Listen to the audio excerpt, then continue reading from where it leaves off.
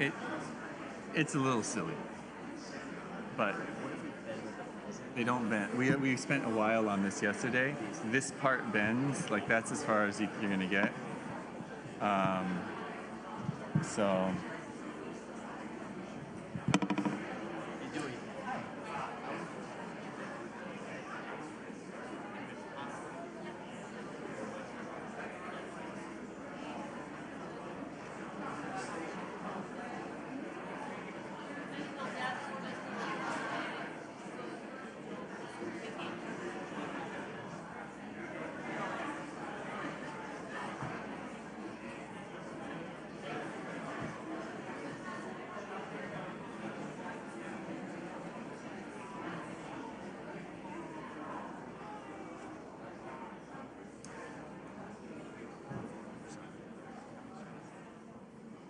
Everyone, thanks so much for being here. Before we get started, I don't know if these are on.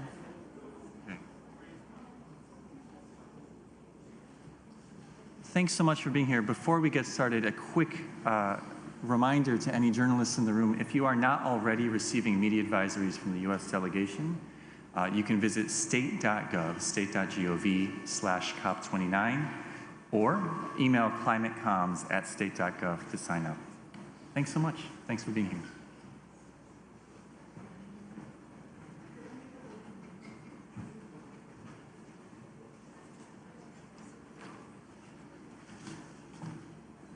Good afternoon, everyone. And for those of you who might have wandered into the wrong room, I'm John Podesta. I'm going to speak for a few minutes, and then I'm going to take some questions from the press. But I want to start by recognizing our wonderful ambassador to Azerbaijan, Mark Libby, who's sitting up here in the front row. We have a big team. Jane Nishida's here from EPA. We have my colleagues from SPEC.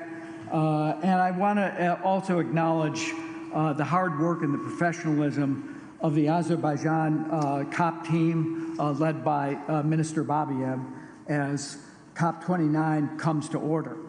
So I want to address tonight a topic that is on everyone's mind, the U.S. election.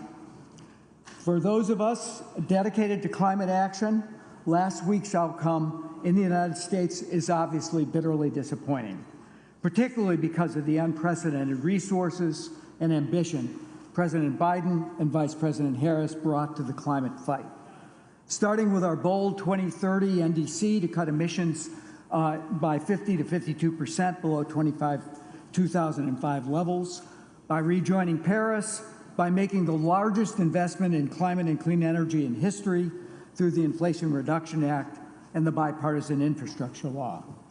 The President's commitment to quadruple international climate funds from the United States to $11 billion per year. It is clear that the next administration will try to take a U-turn and reverse much of this progress.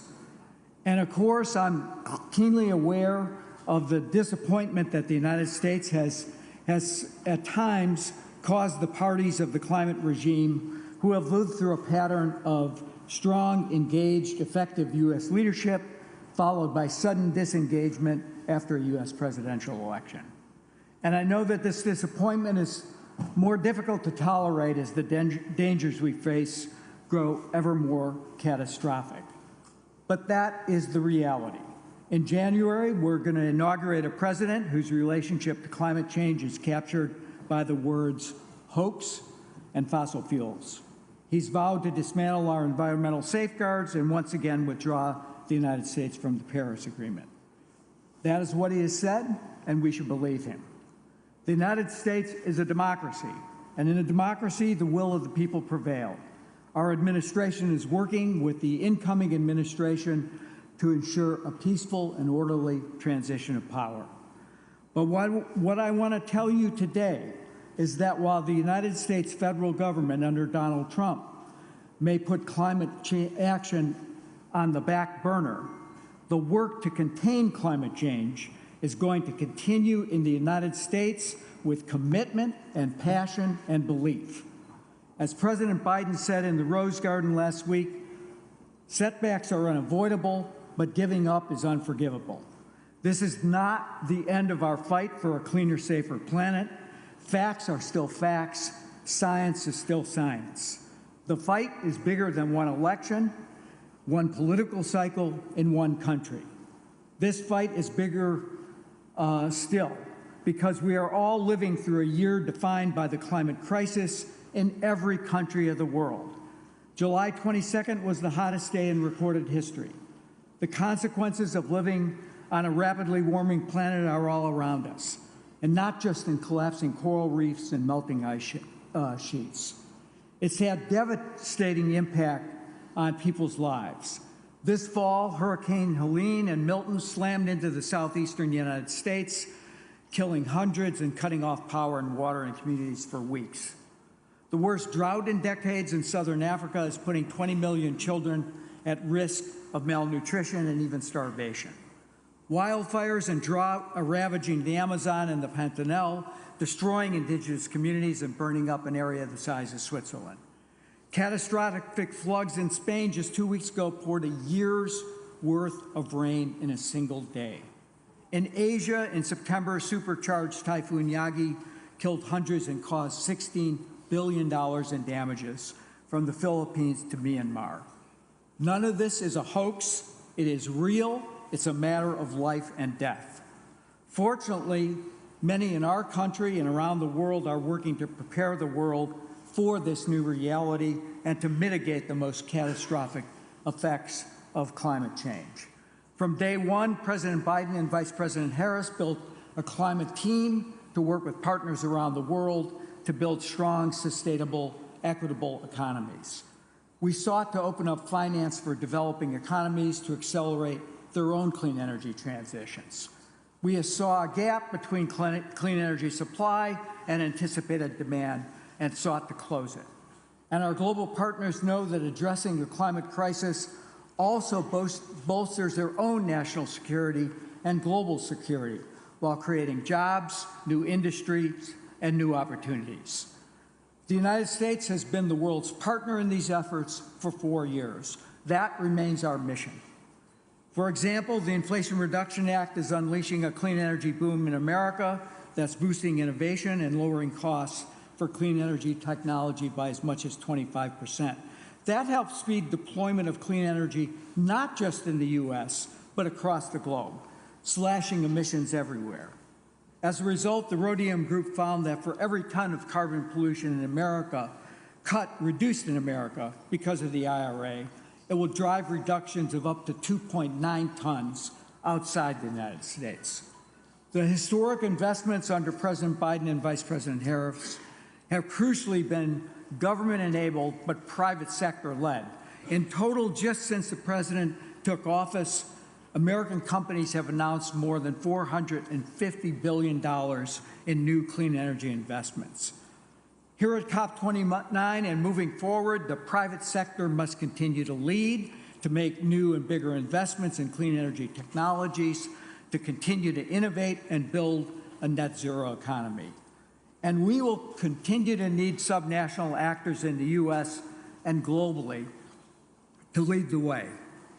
In the wake of COP22 in Marrakesh and President Trump's decision in 2017 to pull the United States out of the Paris Agreement, the We Are Still In movement was born in the United States. It has now grown into the most expansive coalition ever assembled in support of U.S. climate action, with more than 5,000 states, businesses, local governments, tribal nations, universities, and more. And this year's COP, we expect to see representation from many of these leaders, as well as several states and cities, and a bipartisan group from the U.S. Congress. Because support for clean energy has become bipartisan in the United States. You might not know that by reading the newspapers, but it has. 57% of new clean energy jobs created since the Inflation Reduction Act passed are located in congressional districts represented by Republicans. Those jobs come from over 350 new clean energy projects, totaling $286 billion in investments. Many Republicans, especially governors, know all this activity is a good thing for their districts, states, and for their economies. Governor Henry McMaster of South Carolina, Governor Kevin Stitt in Oklahoma, for example, have welcomed clean energy investments for many years, from the EV supply chain to the solar supply chain. And earlier this year, 18 House Republicans wrote a letter to Speaker Mike Johnson urging him not to repeal the IRA's clean energy tax credits. The letter says a full repeal would create a worst-case scenario where we would have spent billions of taxpayer dollars and received next to nothing in return. It's precisely because the IRA has staying power that I'm confident that the United States will continue to reduce emissions, benefiting our own country and benefiting the world. The economics of clean energy transition have simply taken over. New power generation is going to be clean. The desire to build out next generation nuclear is still there. Farmers and ranchers are reducing emissions and raising their incomes through more efficient and biologic fertilizers, biodigesters, and feed additives. The hyperscalers are still committed to powering the future with clean energy, including safe, reliable nuclear energy. The auto companies are still investing in electrification and hybridization. All those trends are not going to be reversed. Are we facing new headwinds? Absolutely. But will we revert back to the energy system of the 1950s? No way. And we have only one administration at a time. Until late January, President Biden and Vice President Harris will still be in the White House. So we're here at COP29 to continue to work together with our global partners and other parties. The COP is a critical opportunity to cement our progress and keep 1.5 degrees alive, to accelerate progress on reducing all greenhouse gases, and perhaps most notably, to strengthen global cooperation on adaptation and climate finance. We are here to work, and we are committed to a successful outcome at COP29. We can and will make real progress on the backs of our climate-committed states and cities, our innovators, our companies, and our citizens, especially young people who understand more than most that climate change poses an existential threat that we cannot afford to ignore. Failure or apathy is simply not an option. Today is a day across much of the world that we remember those who were willing to pay the ultimate price to build a more peaceful world. In the United States, it's Veterans Day, a day to honor all those who answered our country's highest call to service, to whom we owe not just our eternal gratitude, but truly our freedom. We owe it to them and to all people who care about the future of this planet to make the most of these next 2 weeks and to make sure we have a successful outcome. With that, I'm going to take some questions from the press. And I've got an order to start with. I'm going to start with Sarah Schoenhart from ED News.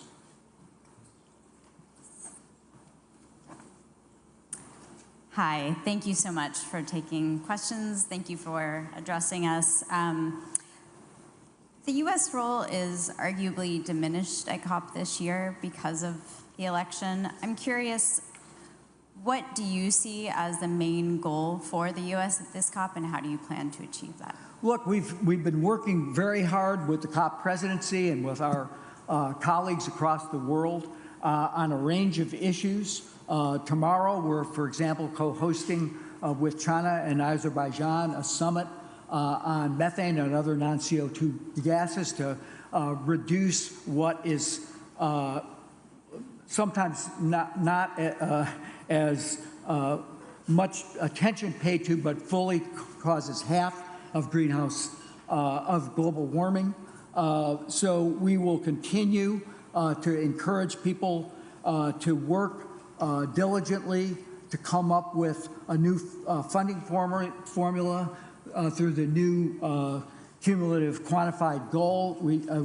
I was here at the pre-COP just a couple of weeks ago. We're continuing those discussions. It needs to be realistic, but we think we can get that done here. We're making progress on finally finishing Article 6, And we're working, I think, on important outcomes that build on the success in the Dubai Consensus, particularly in the area of energy deployment, tripling renewables. That's going to take more effort, including building out battery storage, building out grids, and the outcome document of this COP hopefully will point the world in the right direction on that. So there's still plenty of work to do. Our team is here to make sure that work gets done. Justin Rowlett from BBC. Oh, yeah, of course, the mic. Thank you, Mr. Podesta. Mr. Podesta, is there an opening for China to take leadership on the climate issue? Well, look, China is now 30% of global emissions. They're the largest emitter in the world, and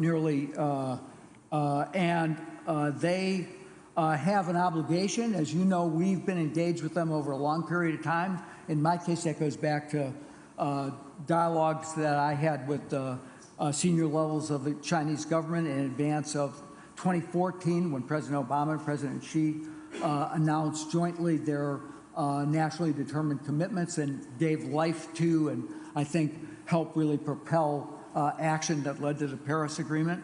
But as the world's largest emitter, they have an obligation to take account of what occurred in Dubai, to come forward with a 1.5 aligned, all greenhouse gas, economy-wide NDC. And I'm sure they're sending a senior level delegation here. I mentioned the joint summit we're hosting tomorrow on methane. We've been engaged with them on reducing other non-CO2 gases, including industrial nitrous oxide. But it is incumbent, if we're going to keep 1.5 within reach, that they come forward with real reductions against what we believe is an economy that's really already peaked emissions. Whether it's this year, next year, or last year, they're in the mid-2020s, they're peaking. They've already hit their 2030 target for deployment of renewables, which they pledged in 2015, 6 years ahead of schedule. So I think they can be more ambitious, and I think it will send a powerful signal to the world if when they issued their NDC in next year, it is, as I said, 1.5 aligned and shows real reductions from their peak. So they have an important role to play, and I hope that they play it.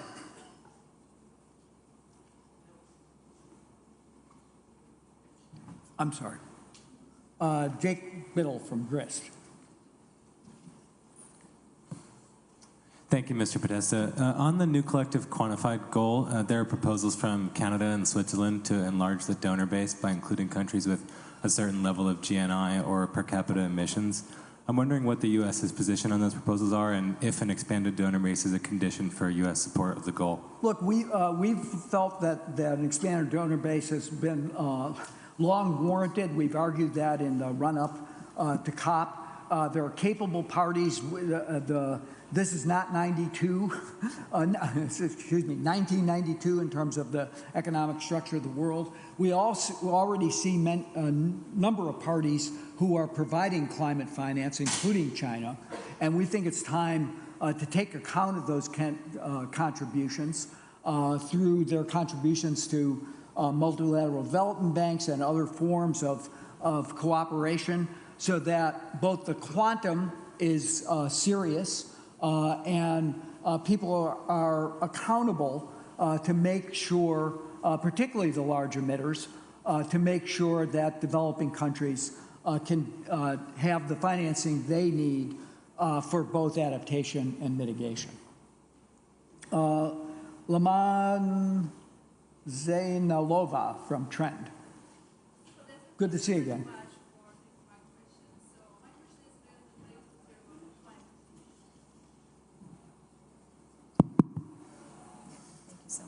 My question is related to climate financing issue. So climate financing has been a real challenge to achieve.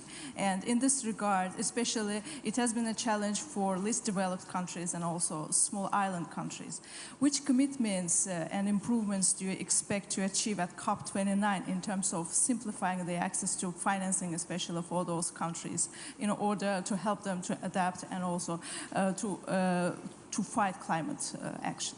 I think that's an extremely important question, and I think one that the United States has been clearly focused on to make sure that the least developed economies, the small island states, other fragile states have access to climate finance. We spent a lot of time talking about the quantum of what, from $100 billion up, what's the quantum of the support layer of the NCQG, but there's also very important work that needs to be done to improve access to financing, the so-called qualitative elements of the NCQG.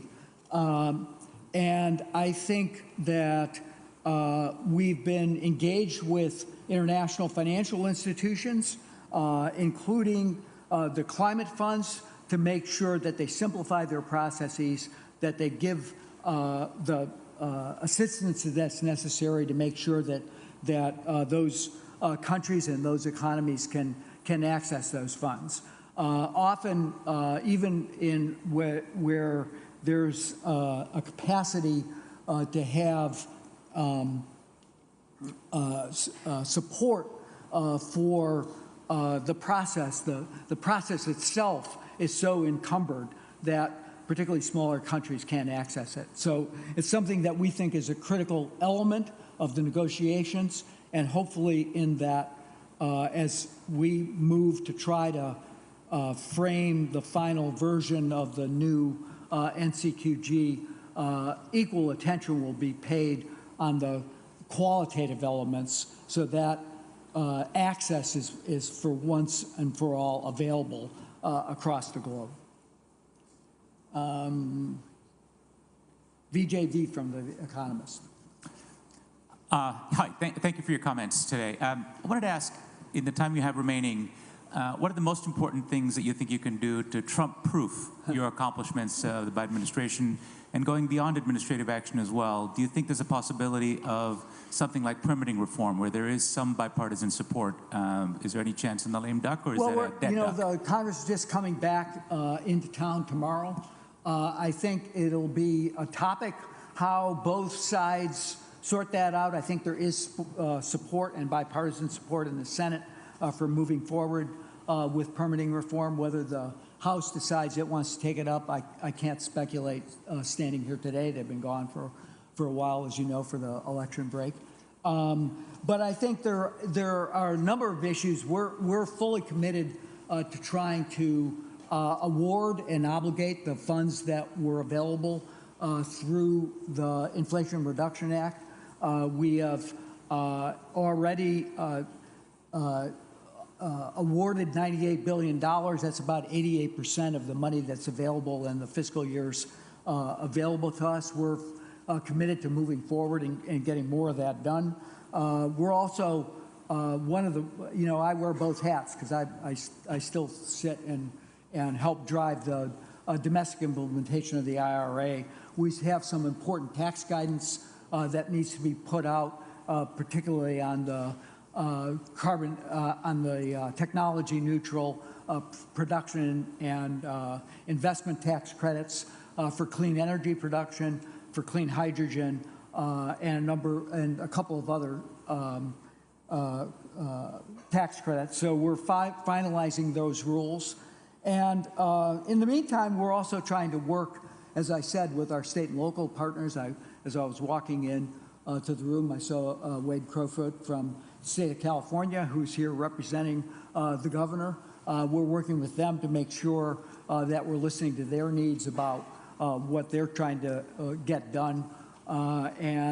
So we still have plenty of work to do, and we have, I used to know the exact number, but it's around 72 days, I think, to get it done. So my team back in Washington is hard at work ensuring that we solidify the investments that, as I noted, are powering jobs and investment all across the country, north, south, east, west.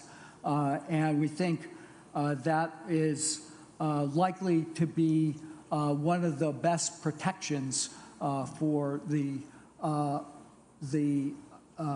economic incentives that were included in the Inflation Reduction Act. But as I said, I think if you look at this from the private sector's perspective, what are they investing in? Where are they going? Power, transportation, even on the industrial side, where as a result of grants that we've been able to make under the bipartisan infrastructure law, there's a serious level of innovation going on to make green steel, to make great green cement.